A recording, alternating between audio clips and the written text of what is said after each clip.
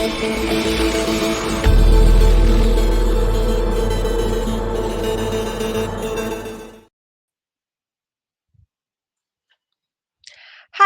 I'm Tulika. I'm a product manager with Linux App Service. Today I'm here to talk about how you can integrate generative AI into your web application. Before we jump into the demo, let's go ahead and take a quick look at what the application architecture looks like. So here I have a canonical web app, which is a dev shop application. It's a simple shopping cart. I want to create a chat assistant for this shopping cart. To do that, I am using the chat completion API provided by Azure OpenAI. Now, there are a couple of things that I want to enhance my chat experience with. One is that I want to store the questions as well as the answers into a vector database, which is running as a sidecar. So, in essence, I'm creating a vector cache for my questions and answers. This will help in the sense that the next time somebody asks a similar question, instead of calling OpenAI, I could just directly go to my cache and get an answer much faster. The second thing is I want my chat assistant to only look at data which is in my SQL database. So for this, I have created a SQL index and added the data to that index, and I'm using that index in Azure AI Search. So now when the user asks a question, it will go to the AI search, which has the SQL index, and get the data of my product back to the user. Now let's go ahead and see this in action. Here I have my web application, which is running, and I can browse the application, and you can see that it is just a normal shopping cart with some products added. Now, to show you the chat assistant, I've got this one product that I've selected already, and it's brought up this blazer. You can see that there is a button to chat with the AI assistant, and I can ask it a question of like, tell me more about the formal blazer. Now, when I hit submit, one of two things could happen. One, the application can find the response already cached in my vector database and return very quickly, which is what it seems that this has happened in this case. Or if it doesn't find the result in the vector database, it can go and query Azure AI search and get the results from there. Here, I did practice this demo before, so you can see that my vector cache is populated. I can go ahead and ask more questions from my assistant, like how many pockets does it have?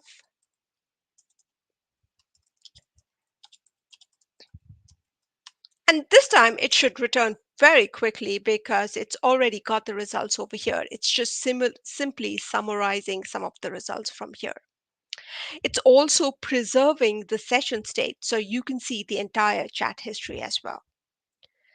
Let's go ahead and start looking at some of the code that we have written for it. So here, all the work is happening in the get response method. As you can imagine, to implement this kind of a chat interface, we have to configure and initialize several things. The first thing is I need to set up my Azure AI search. This is what I'm doing over here, configuring my Azure AI search endpoint. And remember, I mentioned that we need the SQL index. That's what we've specified over here. And we are initializing the search with the SQL index. Once we have done that, the next thing that we need to do is set up or actually do the search. So here, when the user sends in a message, in that case, we will go and pass in the message to my AI search. And that's what we are doing over here. This will go and first search in the database and return things like product name, product ID, and description that we can use to get more details about the product. The next section is remember that I mentioned that we have a vector database running as a cache. For my instance, I'm using Quadrant, which is an open source vector database. So here I'm setting up Quadrant. Now, one of the things you will notice right away is my Quadrant endpoint is running on localhost. And you might think, how am I querying something on localhost? The reason I'm able to do this is because Quadrant is running as a sidecar to my main application. What this essentially means is the main application and my Quadrant sidecar can share the same network namespace and can talk to each other on localhost. Let me show this real quick to you. So here you can see my DevShop application, and you will see that I am running a code-based application. My runtime stack is .NET Core. Now, we still don't have a portal interface for adding a sidecar for code-based apps. We are working on it and it should be out in the next month or so. But in the meantime, you can absolutely use an ARM template and add a sidecar to your code-based app. And that's exactly what I've done. So if I go to the ARM Explorer, you can see that I have created a site containers collection. This is my site containers collection. And I have added the image, which is the quadrant image in my site containers collection. I've chosen to use the quadrant image right off Docker Hub. So now going back to our code once again. So we've set up our quadrant database.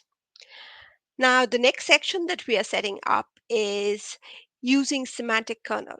Semantic Kernel is an open source SDK which allows you to connect to different LLMs and models. It also allows you to change the LLM or model that you're going to be using so you can try out one and then go to another one without changing a lot of your code. So here I have connected my semantic kernel to two kind of APIs. One is the chat completion API, which is what you can see over here. And the second is the OpenAI text embedding generation.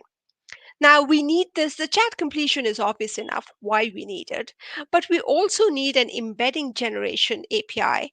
And that's because before adding our data to the vector database, we need to make sure that the data is vectorized and it is embedded in the form that your model can understand it. And that's what we're doing over here. So we're going to use this to add data to my vector database. Moving on to the next section. Now, remember how when I showed you the chat, we had the entire chat history? And this is what we are doing to maintain the chat history. I've taken a very simplistic view over here, and my entire chat history is stored in my session state. Now, this works well for me because I'm running my app on a single instance. However, if you have an app which runs on multiple instances, you might want to take advantage of a more sophisticated cache and maybe use the Azure Redis cache, which can work as a distributed cache. So once we have this history set up, the next thing we have to do is create a prompt template. So a prompt template is what we are going to be passing to our chat API. So you can see over here that we've created my prompt template and we have specified which particular model that we are going to be using. In this case, as you can see, that I've taken the GPT-3.5 Turbo model, and that is what I'm going to be using for doing the chat completions. So all this is set up. And now the last and the most important section is generating the response to the chat. So we've taken the user input. The first time it will go and search in the vector database, check if we already have something cached. If not, it will go to my Azure AI search, which has the SQL index, and return back the result. And we can seamlessly do this using semantic kernel. So here you can see that I have I'm invoking the semantic kernel and I'm getting the chat response back as a streaming API. Once I get the response back, I have to show it on the web page, and that's what is happening over here. But I also need to add it to my session state so that we can maintain this session state, as well as add it to my quadrant database. So the next time somebody asks a similar question, we can get it from the quadrant database itself rather than going to OpenAI. This way, you can also minimize the number of tokens that you need for OpenAI because you can retrieve results from the cache itself. Once all this is done, you of course can return back the result which was generated, and this goes and gets displayed on the page. So, this is how you can add generative AI capabilities to your web application. Thank you for listening to me.